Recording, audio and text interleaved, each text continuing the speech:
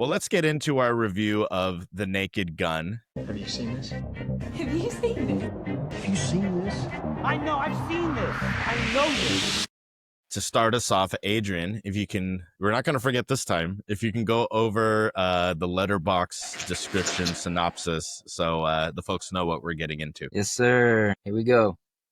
The Naked Gun, 2025, Akiva Schaffer. The law's reach never stretched this far. Only one man has the particular set of skills to lead police squad and save the world. Lieutenant Frank Drebin Jr. Little Frank Jr. I love it. He gets referenced in the original Naked Gun. High level, what did you think, Adrian, about The Naked Gun? I know you just said that you watched the original and it still holds up. How did this compare? I liked it. It was funny. Not quite as many gags and like physical comedy as I recognize in the first one. Rewatching it over and over again, like I'm still catching like new jokes or new little things that like make me laugh.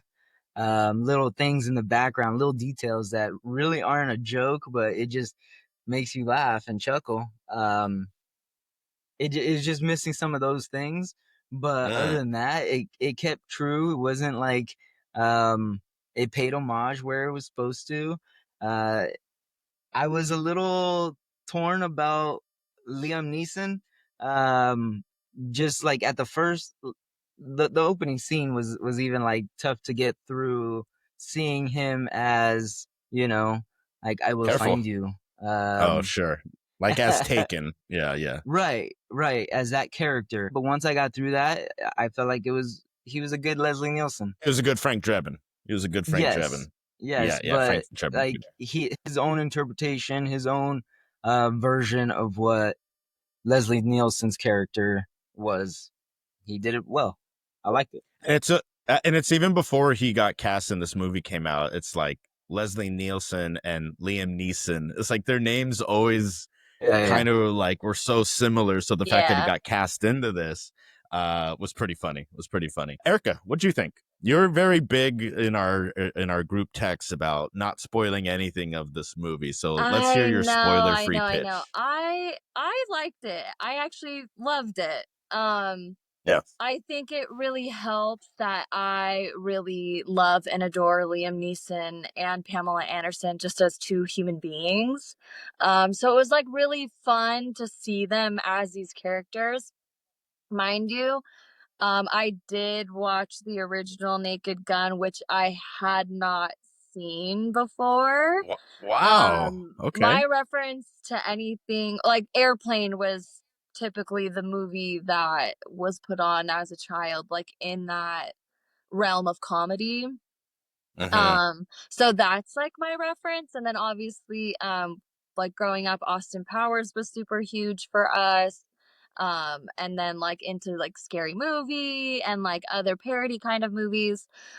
So didn't have really any kind of idea until I saw the original Naked Gun going into this movie. So I loved it. I thought it was hilarious. I was giggling, laughing.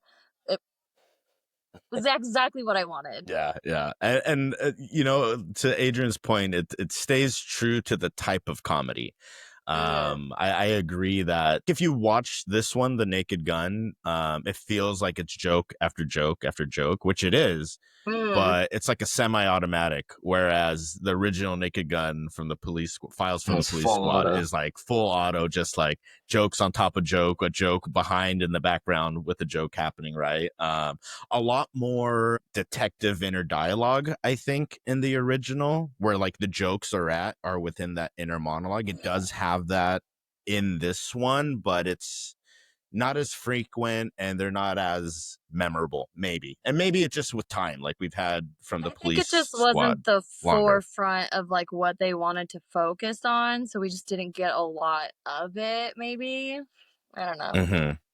Yeah, no, I mean, it was great. But before I go any further into my spoiler-free, I'm going to bring in my guest here, who's not going to necessarily summarize this time my feelings on the movie, but gives a shout out to someone who makes a cameo in this version. So that is Frank Drebin Sr. from The Naked Gun. And he here is in one of the better scenes. I mean, they're all great scenes, but one of the scenes that is held up in memory, real brief, and gives a shout out to someone who makes an appearance in the new Naked Gun. Nice beaver. Thank you. I just had it stuffed. Let me help you with that. That's it. The beaver makes an appearance. I don't know if you guys caught that. I don't think that's necessarily a spoiler, but there's a quick little picture frame of him. I think he's in like it's a stuffed beaver, and I think he's in like a little display case or whatever. I love this movie. I watched it twice. You know, I'm finding doing this podcast, I'll go see a movie first time, just raw reaction and how it makes me feel. And obviously if I like it or want to, you know, do a double click, I'll go see it again and I'll take my little notebook and, you know, jot down some things that hold up. And the first time it was funny. You don't know what's coming. You don't know what to expect. And the jokes hit. It's like right off the bat. When I first got in, I thought like, am I in the right movie? Because it stays true that the opening scene feels like a tense action movie. Like it feels not like a comedy, and that just kind of like diverts expectation of like, oh wait, no, this is gonna go there. This is gonna go there. You know, we've talked a few times about trailers and how they give things away. It doesn't give too much away in the trailer, but there are certain scenes like that opening scene that you see in the trailer where if I didn't see that or know about that, it probably would have hit better watching it in the movie. But yeah, this one also has certain things like in the background, not as much, but there's one I caught this time, which, you know, it's not really, it's hard to really say spoil in this type of movie, but I'll save that detail for later. But I really enjoyed it. I think, to your guys' point, Liam Neeson and Pamela Anderson are perfectly cast. I think they captured the essence of the original trilogy. You have Pamela Anderson, who has had a bit of a Pamela-essence with, I think, The Last Showgirl. She got some nominations in certain award circuits. I've always rooted for her. You know, I think she really made her fame, obviously, as like a sex symbol and being on Baywatch, and was really starting to turn the corner to go into acting. And then the sex tape came out and kind of took her off the rails there, for better or for worse. But it's great to see her now, and also this kind of new position she's taking on, you know, not wearing a lot of makeup, not leaning into the sex symbol side, and just being a woman and being an actress. And I thought she was perfectly cast. I couldn't imagine anyone else playing like the female lead in this movie. Should we get into spoilers? I mean, I don't want to give too much away. I think we all enjoyed it. I want people to see this so bad. I think we can just go to our Commodus scale.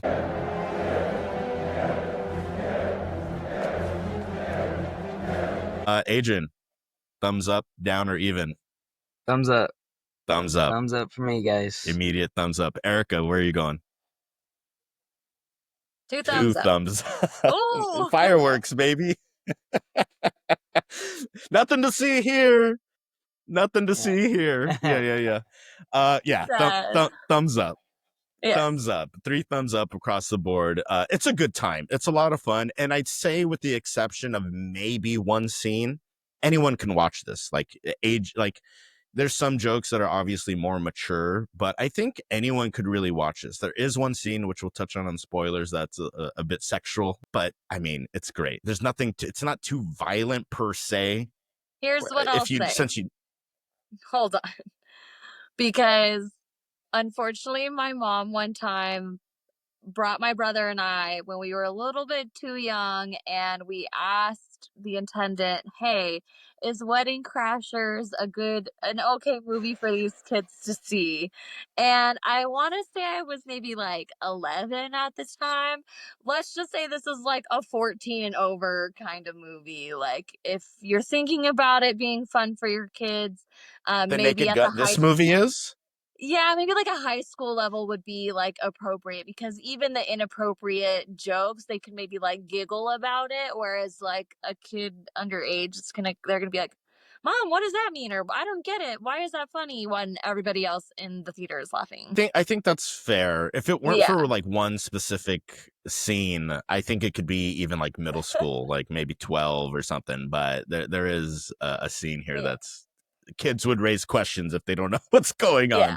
on. But I think that's when it starts, right? Sex ed would start in middle school.